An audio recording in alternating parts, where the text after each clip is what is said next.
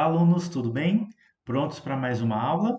Eu sou Alex e continuo com vocês aqui na nossa aula 6, cujo título é Contra-exemplo. Relembrando da aula 5, nós vimos como que prova um teorema do tipo C, então, da forma direta, ou seja, partimos da hipótese A e concluímos que a tese B é verdadeira. E provamos também teoremas do tipo C e somente C, no qual nós demonstramos a ida e a volta, ambas também de forma direta. Na aula de hoje, nós veremos como provar que uma afirmação é falsa. Mas como assim? A gente consegue provar que uma afirmação é falsa? Não foi falado no início que a gente só prova o que é verdadeiro? Sim, nós falamos isso. Só que se uma afirmação a gente sabe que ela é falsa, a gente precisa mostrar que de fato é falsa, correto? Vamos pensar na seguinte situação. Vou afirmar para vocês: todas as rosas são vermelhas. Isso é verdadeiro ou isso é falso? Falso, né? Por quê? Porque existem rosas que são amarelas, existem rosas que são brancas, existem rosas que são cor-de-rosa. E o que que a gente acabou de fazer? Provar que tal afirmação é falsa. E qual é o objeto, ou qual é o conceito que a gente utiliza para provar que uma afirmação é falsa? É o contra-exemplo. O que que é um contra-exemplo? Eles são utilizados para provar que certas afirmações são falsas.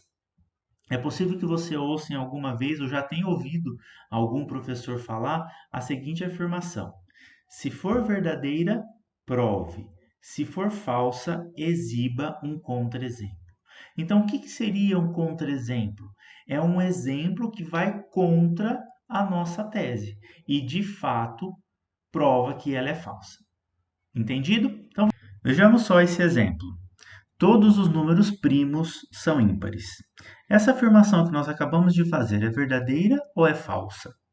Se for verdadeira, a gente deve ser capaz de construir uma demonstração para essa afirmação. Se for falsa, a gente deve ser capaz de apresentar um exemplo que satisfaça a hipótese, mas que refute a nossa tese. A gente chega à conclusão de que essa afirmação é falsa, porque o número 2 é um número primo, mas não é ímpar. Aliás, o número 2 é o único primo que é par. A gente sabe que existem infinitos números primos. Por que que existem infinitos números primos? Em uma aula no futuro, a gente vai ver esse resultado. A gente sabe também que existem infinitos primos que são ímpares. Mas um único exemplo que refute a tese é suficiente para assegurar que essa afirmação é falsa. Então, neste caso, o número 2 é um contra-exemplo para a afirmação feita no exemplo número 1. Exemplo 2. Se o produto de dois inteiros A vezes B é par, então A e B são pares? Pense um pouquinho. Nós temos o produto de dois números inteiros que é par, então necessariamente ambos os números inteiros devem ser pares. Se você quiser, você pode pausar esse vídeo agora, tentar verificar se ela é verdadeira ou se ela é falsa e a gente segue. Então, voltando, a gente pode concluir que ela é falsa. Por quê? Pensa no número 70. O 70 pode ser decomposto de que forma? 7 vezes 10. Por um lado, 70 é par. Por outro lado, como ele é escrito por 7 vezes 10, é um ímpar vezes um par. Então, aqui, a afirmação que nós falamos, se a multiplicação de dois inteiros é par, então ambos A e B são pares, é uma afirmação falsa, porque nós exibimos um exemplo no qual nós temos um ímpar e um par, e a multiplicação entre eles é um número par. Temos outros exemplos que contrariam essa tese. Por exemplo, 12, que é 3 vezes 4, 20, que é 4 vezes 5, 0, que é 0 vezes 3, e assim por diante. Neste caso, nós temos uma infinidade de exemplos. E no exemplo anterior, nós tínhamos apenas um exemplo que refutava a nossa tese e ele era suficiente para que aquela afirmação fosse falsa. Vamos para esse exemplo 3. No exemplo 3, eu vou fazer a seguinte afirmação. Afirmação 1. Se A e B são números reais, então A mais B ao quadrado é igual a A ao quadrado mais 2AB mais B ao quadrado. E aí, essa afirmação é verdadeira ou falsa? Ela é uma afirmação verdadeira. Vamos provar que ela é verdadeira. Dados A e B números reais, o que nós temos? A mais B ao quadrado pode ser escrito como sendo A mais B vezes A mais B. A gente utiliza a propriedade de distributiva dos números reais e nós temos A vezes A mais A vezes B mais B vezes A mais B vezes B. Reescrevendo, A vezes A quadrado. A vezes B, AB, B vezes A, BA.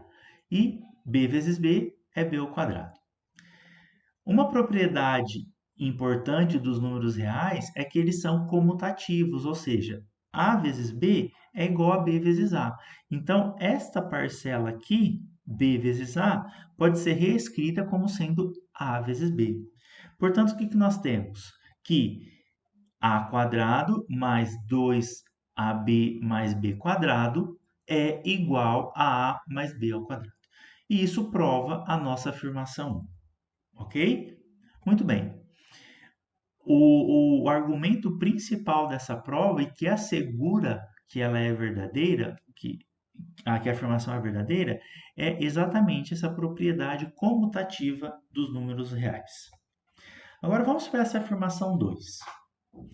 Se A e B são duas matrizes quadradas de mesma ordem, então A mais B ao quadrado é igual a A quadrado mais 2AB mais B quadrado.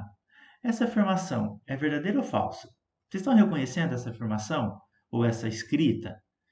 Lá na atividade complementar 1 do módulo 1, nós vimos que essa igualdade nem sempre é verdadeira. Mas, olhando do ponto de vista da matemática, a afirmação 2, da forma que está escrita, é falsa. Por quê? Eu tenho que exibir um contra-exemplo. Vamos considerar essas duas matrizes. A matriz A, cujas linhas são 1, 3, 0, 0, e a matriz B, cujas linhas são 2, 0, 1, 0. Então, para este caso específico dessas matrizes A e B, A mais B ao quadrado é igual a essa matriz, 12, 9, 3 e 3. E A quadrado mais 2AB mais B quadrado é igual à matriz 15, 3, 2, 0. E que, ao compararmos essas duas matrizes, elas não são iguais. Ok? Então, este exemplo prova que essa igualdade e, portanto, essa afirmação é falsa. O fato que faz com que a afirmação 2 seja falsa é que no conjunto das matrizes quadradas, a operação de multiplicação das matrizes não é comutativa em geral. Então a gente não consegue, a gente não tem garantido que sempre vai acontecer no conjunto das matrizes que A vezes B é igual a B vezes A, assim como acontece lá no conjunto dos números reais. Então, olha aqui, com o contra-exemplo que nós consideramos, com aquelas matrizes A e B que nós consideramos, A vezes B é essa matriz 5, 0, 0, 0, e a matriz BA é 2, 6, 1, 3, que definitivamente não são iguais. O correto seria afirmar que, dadas duas matrizes quadradas de mesma ordem, A mais B ao quadrado é igual a quadrado mais AB mais BA mais B quadrado, que é diferente da afirmação que nós colocamos no início. E ao encontrar uma afirmação, o que é importante a gente identificar? A hipótese. Qual que era a hipótese aqui nessa afirmação 2? A gente tinha duas matrizes. Quando eu falo em matriz, opa, eu não sei se elas são sempre comutativas. Então, eu tenho que ter todas as propriedades em mente. Enquanto que na afirmação 1 a gente estava trabalhando com os números reais, os números reais a gente já tem a comutatividade da multiplicação. Então, a gente precisa muito bem identificar qual é o mundo com o qual nós estamos trabalhando, quem são esses objetos, como eles se relacionam entre si e depois verificar se a tese é verdadeira. Fazendo isso, a gente evita equívocos ao determinar o valor lógico de uma afirmação. Tudo bem? Então, tome nota. As dúvidas que vocês tiverem, anotem. Vão correndo lá para o fórum do módulo 2 e tirem as dúvidas com seus tutores. Nos vemos na próxima aula. Até já!